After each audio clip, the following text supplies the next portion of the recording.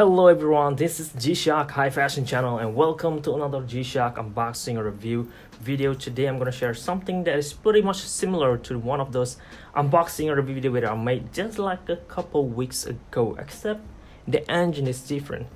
So today we're going to have a look at a DW-9051 series G-Shock watch.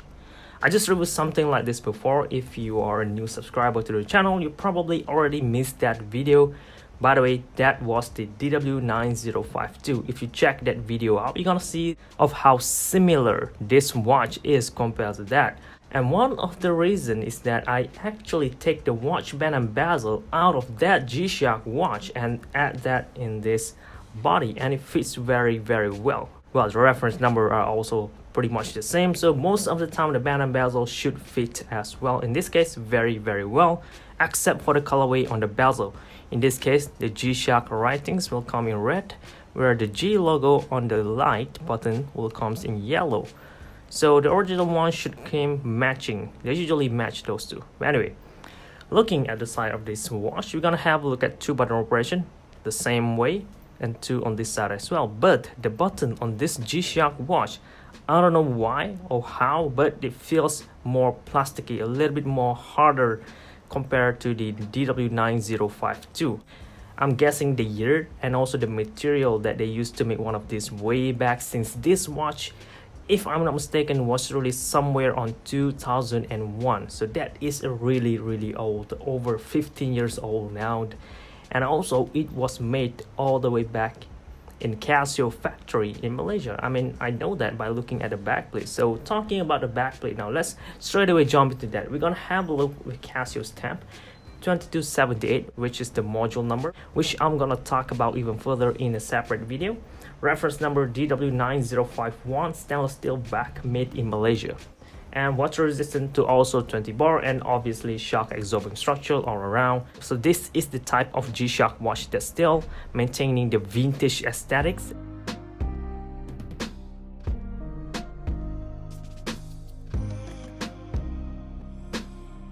This is the DW-9052 that I own, and I just customized the display panel into positive red colorway, which I already filmed that video as well. If you want to learn more, go check that video out. And as you guys can see, even though they looks the same as far as the exterior, but the watch face, the engine, the function aren't the same at all. So let me put this thing aside.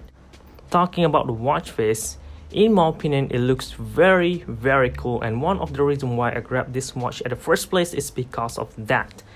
They have this graphics display panel on top, where most G-Shock watch does have this, but this one in particular really looks cool in my opinion. To me, it looks very nice compared to when you just have something like this in the middle of the display. So moving on, what else that we're gonna have a look at the watch face. At home time, there's only year, month, date, day, and also timekeeping. You could swap between 12-hour or 24-hour time format as well. Next is a data bank. Yeah, data bank. They called it data bank, although someone called it telememo or telephone number and all, but this guy called data bank. You could store to 25 units of phone number and with a customizable name to that phone number. And next is a function called the day counter, which I talked about quite a few times before on another G-Shock watch.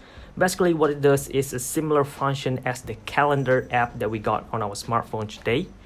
Except for this watch, you could only store to 5 units of memory with customizable date and title of that specific event, and this watch will count the day. Just count days and keep you guys reminded of how many days left you have until that specific event.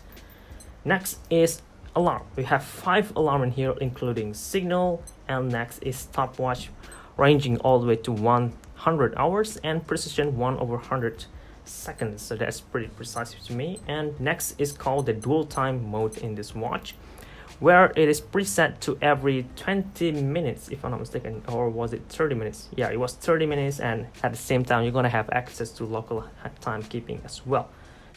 And that is all the function that you have as far as the button operation. And last but not least, obviously you're gonna have the EL electroluminescence for this watch that's gonna glow in green colorway for about 2 seconds. And that is bright enough already to me.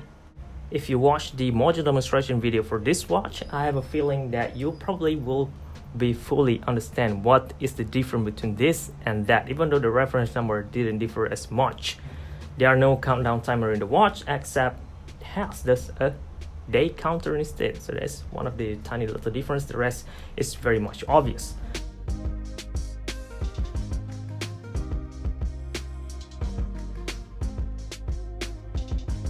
Since the watch band and bezel was just taken out of a DW9052, I have a feeling that you guys could probably guess how the fitting gonna be like. I mean, the size are also the same. And now I'm going to remove my titanium Frogman MRG G-Shock watch and wear this instead and show you guys how it's gonna fit on my skinny wrist, just in case you're new here. I mean, I received a lot of new subscribers to the channel, and I'm very certain there are some of you guys who just haven't watched all of my older videos, so that's why I keep doing this over and over again, so that nobody will miss out on anything. And here it is. I'm just gonna wear it at hose number 3 from the top, and the fitting gonna looks like this. The lug to lug distance for this watch seems like it just fits fairly enough at the edge of my wrist, and since the watch band didn't have any one of those impact absorbing structure at all, it could go all the way straight down and cover the side of my wrist right away and fit very well. The length of the watch band as well aren't as long at all, so there will be no extended tongue at the side. So yeah, this watch in my opinion fit very well to most G-Shock watch owners out there, especially if you're really concerned about watch fitting. This might be it though, except for the thickness of the watch body. But then again, if you're looking for a G-Shock watch, you should ignore all that already, because most G-Shock watch, if not all of them, has a really thick construction. So you gotta sacrifice the size for the shock absorbing structure that you're gonna have out of this model. So you gain something, but you lost something. I mean, there's common sense, right? All right, so this is how it's gonna look like on my wrist. The feeling is really lightweight as well. If I'm not mistaken, this guy weighs about 61 grams, something like that, probably plus minus. And if I'm not mistaken, Casio G-Shock didn't release this in Japan at all. They released something else. They called it the G2210. I'll add the photo in here so you guys can have a look at. So that's why I couldn't find this watch, information about the watch at all in Japan, despite finding this watch in Japan. I don't know how I got that, but I got this from Japan, but I couldn't find it from G-Shock Japan website. So all that I could find is this watch only, and it looks different. It almost looked like a DW004 or one of those GL140 that I reviewed before as well. But yeah, the engine is still the same. So if you are looking for one of this, but you cannot find this, go ahead look for that model instead. You're probably gonna have a similar engine as well, but you know right away, when you have a similar engine but a different body, you can swap between those two engine parts, one into the other, and end up with something like this as well. All right guys, I hope you guys learned a thing or two about this watch and about this watch, or even Casio G-Shock watch just in general. And I hope you guys found this video a little bit useful, informative, and entertaining as well for your future reference.